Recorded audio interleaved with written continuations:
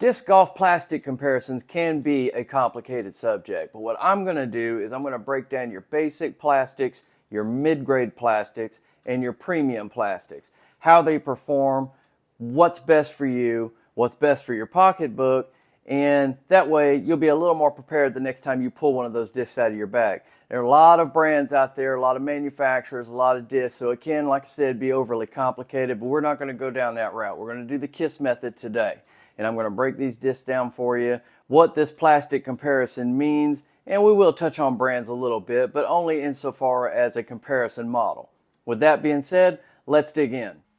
Now this is just an overall selection of my personal discs, and as you can see here, there are several different plastic types. Now it's important to keep in mind as we go through all these different plastics and you see a bunch of different names that it really boils down to just basic, mid, and premium plastics. And then there's all kinds of different stuff in between. And then there's your specialty plastics, which we'll talk about here in a little bit. But it's important to remember that basic fact that there's really just three that you're looking at, and don't let it get too complicated. All right, let's kick things off with your baseline plastics, okay? These are your most affordable plastics. They're typically recognizable by their grippy texture. Sometimes they're a little tacky, maybe a little glossy on the outside. They have excellent grip. They do have a little bit of problems when it gets rainy or if it's wet outside because that grip becomes more substantial, but it does make these discs very, very controllable. And the only drawback is they don't last long. If you play on courses where there's a lot of trees out, you got to deal with a lot of woods, or you're going to be hitting rocks when your disc comes down hits the ground, then you're going to have problems keeping these discs in your bag, because the more they hit, the more they deform, and the more they deform, the trajectory of their typical flight path, the flight numbers on the disc will change.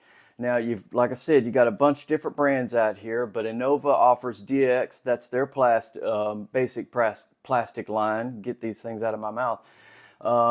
Dynamic Discs offers Prime, and I actually have a Prime here. This award here is a Prime plastic. You can see that it's flexible. It's got a much more tacky grip to it. Westside does an Origio for their excuse me if I didn't pronounce that correctly, Origio for their base plastic line, and they're really cool looking, really grippy, and they really look awesome, but I do not use it in the woods when I can help it. You've got Retro for Latitude 64, you've got Electron for Axiom, you've got D-Line for Discmania, Pro D for Discraft, in case I didn't mention that already. But like I said, there are a lot of different brands, manufacturers out there to keep up with. So these are your main ones, and these are their base plastics. Fantastic for beginners because they really help you with that control. Plus, they don't hurt you too badly in the pocketbook when you're going and collecting your first discs or your starter sets. Mid-grade plastics strike a balance between cost and durability. They've got a little bit better grip than the basic plastics out there. And the reason I say that, because I was talking a good game about those base plastic grips.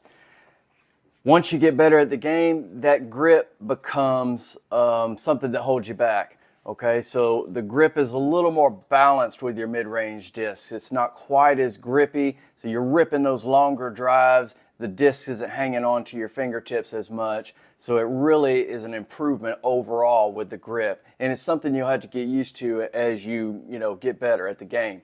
But another thing that's important to bring up with these mid-grade plastics is you can't gauge them by their appearance alone.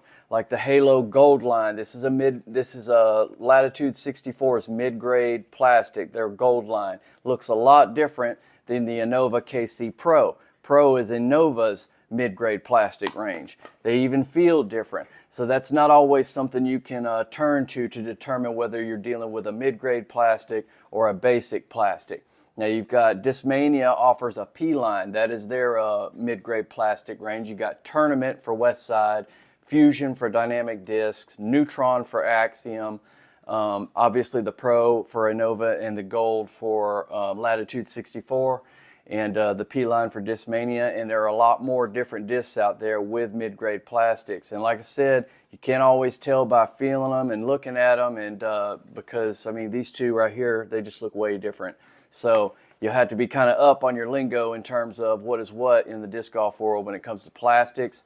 And you'll know more by the price model for these discs than you will just by look and touch and feel, because mid-grade plastics are definitely more expensive than your base plastics, but they're not nearly as expensive as your premium plastics, which we'll get into here next. All right, now we're getting into the big stuff, the premium plastics. These plastics are designed for the ultimate in durability and longevity, excellent flight characteristics. You can bounce them off trees time and time and time again, and you'll have minimal loss in the change in the overall flight pattern. Now, of course, if you're going out there and tacoing your discs into every tree around you, it doesn't matter what it is, it's going to start losing its flight characteristics. But these discs hold up better in the long run. Unfortunately, that's also reflected in the price. You're going to pay a lot more for premium discs than you are for your basic discs. Mid-range obviously falls somewhere in between. And when I say a lot more, I'm not talking about $50, $60 here. Discraft is still a cheap sport to play, and that's a good thing. I'm not knocking it. That's a good thing. But these are the most expensive plastics. You'll see them out there, in a range from $20 to $30, depending on the stamp and stuff like that. But they're that expensive for a reason. These are the best that's out there. These are the discs your intermediates want. These are the discs your pros want.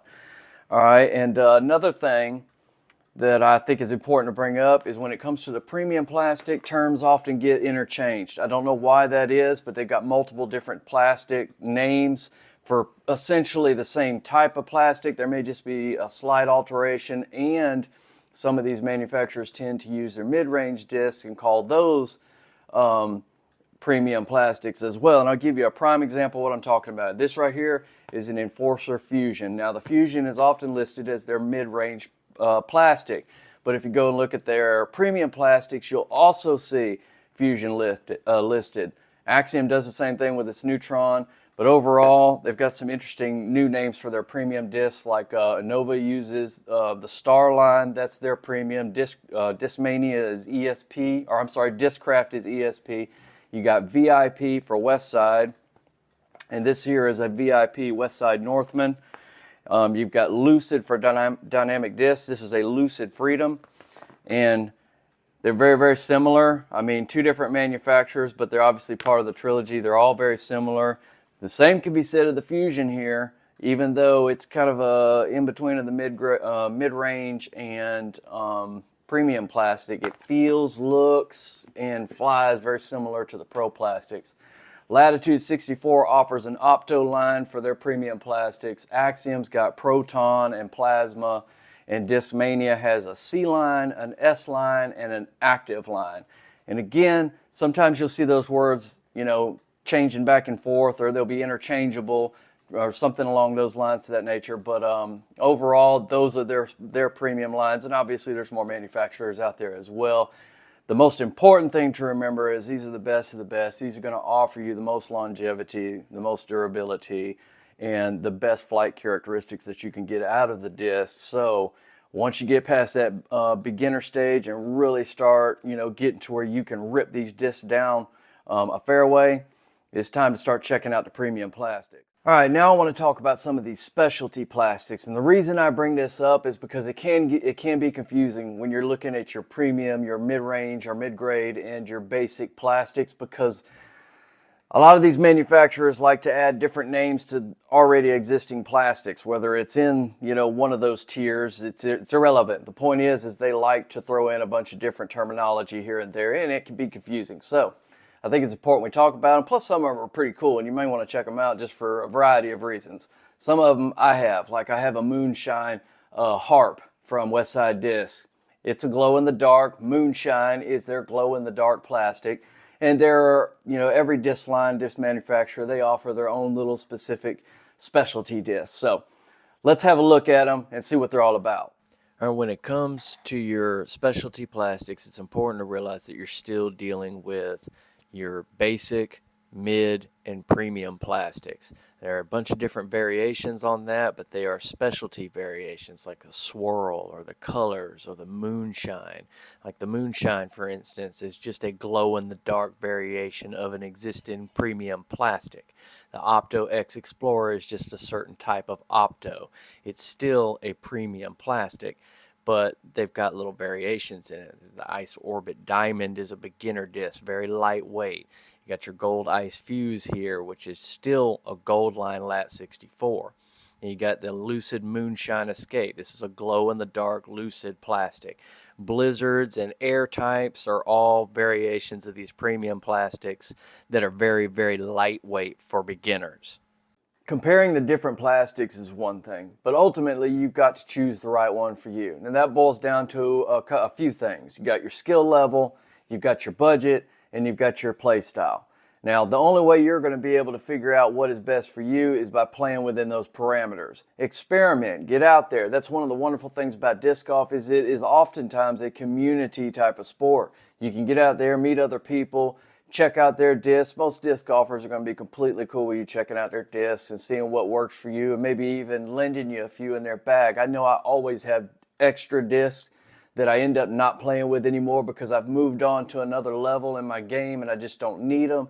And I'm more than happy to pass those discs on to a brand new beginner, introduce them to the sport, and give them some idea of what these different plastics do. I think that's very important to grow the sport, and it's important from a community standpoint, and it's important for beginners to learn what's best for them. So there are a lot of different plastics out there. Just think of them in that basic, mid-grade, and expert or a premium plastic tier, and go from there using your budget, your experience with them, your skill level, and your play style. Ultimately, there are so many discs out there that you are going to find the one that's best for you, or the many ones that are best for you, I should say. That's it for your disc golf plastic comparison today. I hope you learned something new about these different types of discs, these plastics, what they have to offer, and where it can take your game. Be sure to hit that like and subscribe button. We've got a lot more content on the way, everything disc golf that you can imagine. We're going to get there at some point. I was kind of happy to do this video inside today because it's in Florida and the heat index is well over 100 degrees. So I enjoy putting this video together for y'all much better than most of these videos when I get out there and I'm sweating like crazy and stuff. So it was nice to sit in the air conditioner for once and discuss the different plastic types. Like I said, make sure you hit that like and subscribe button. And thank you for watching, and we will see you out there on the course.